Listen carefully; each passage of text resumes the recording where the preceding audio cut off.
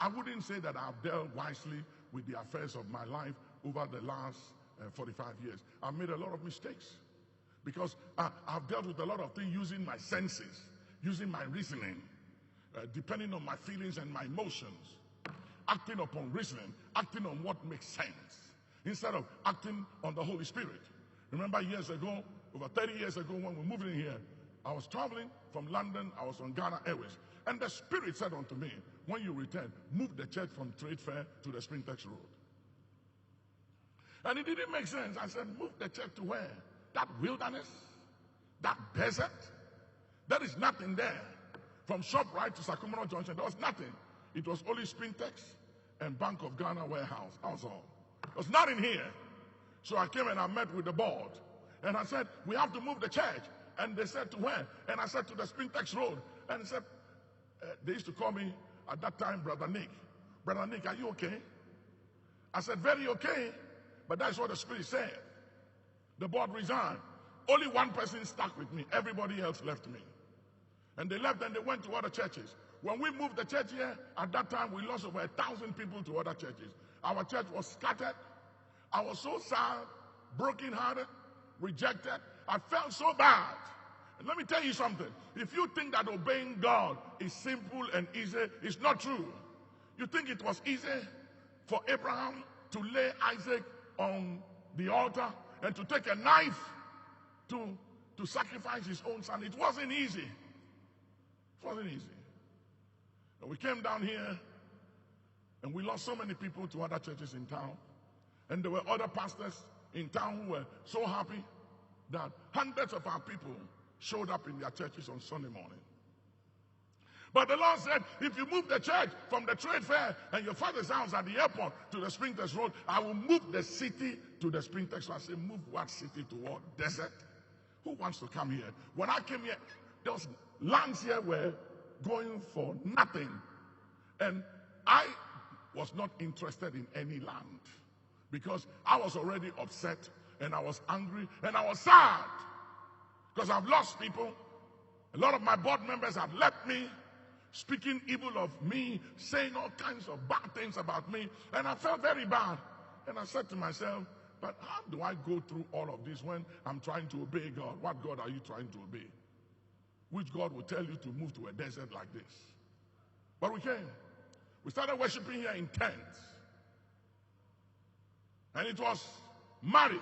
When it rained, it was bad. But there were people who stuck with me, believe in me when I did not even believe in myself. I didn't know why some people stuck with me. They saw something in me that I didn't see. Because at that time, I felt that I had missed God. I was a failure. I wasn't going anywhere. And I felt like, God, maybe I got to go and find some job or something else to do. And sometimes when I travel to make money, raise money, and bring it to help build the church. I was traveling all over the world. I was going to places I shouldn't have gone. I went to a place in the Philippines called Cagayan de Oro just to get some money to bring it to help the church. I was traveling. I went to some strange villages and places, North Carolina, some far distant place in California, about Cincinnati. I mean, some strange places. And sometimes I'll be flying with this small jet and it will be moving like this. And I say, Father, remember where I've come from. Yeah. I'm from the jungles of Ghana, West Africa, somewhere far away from where I am. I beg you, remember me. My children are too young. Mercy, Lord, mercy. I go to Canada, strange places in Canada to preach. I've been around just to make an offering, and I'll save the money and bring it, buy stone, cement to build. Because the people who had money, they believe I had missed God. I wasn't hearing from God. Because my decision and my choices wasn't making sense. When you subject what I was doing to reasoning, didn't make sense. But the Spirit said, move the church. 6 months after, they appointed a new director for the trade fair. A soldier. As soon as he came, he wrote to all the people using the place, everybody out. Kicked everybody out. 6 months, we were already here. We're already here. We're already worshiping here. Taxis weren't coming here. We had to get we have to rent buses, trotro, to bring our people here and to take them back. And I felt like I missed God, but I knew that that was God speaking. But it didn't make sense. A lot of times, the Spirit speaks to you and I, and we say, oh, something told me, something said, something. It's not something. It's your spirit being illuminated, guiding you by the Holy Spirit, not your feelings. If I depended on my feelings, I wouldn't preach.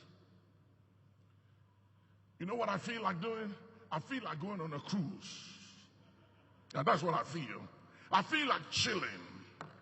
I feel like landing on the Atlantic Ocean, going to the Pacific and the Indian Ocean in Cape Town, you know, and just chilling on a boat and just relaxing and having a good time. Yeah, that's what I feel like doing. Okay? But we are led by the Spirit and not by feelings. We are not led by desires and wishes and our imaginations and our dreams. We are led by the Spirit. Shadahala kasata. Malatu kunda vasit. Wolayatukula hasadi malunta. Valiatunda kasata haya. You know, a great man of faith, Smith Wigglesworth. He goes to a restaurant to eat. When he finishes feeding his body physically, he takes his Bible and he will read the word. One day a friend asked him, why do you do that? He said, what you feed the most grows the most. I've fed my flesh and it's time to feed my spirit. So whenever you eat, when you finish eating, you must eat the word. You must practice the word. You must feed your spirit. You must make your spirit strong, lest you become anemic spiritually. And it doesn't matter the school you attended, what you inherit in life. Like the prodigal son, he got his share of the inheritance and he messed it up. It was messed up. Why? Because he was living according to the dictates of his flesh and the soul. He wasn't spiritual.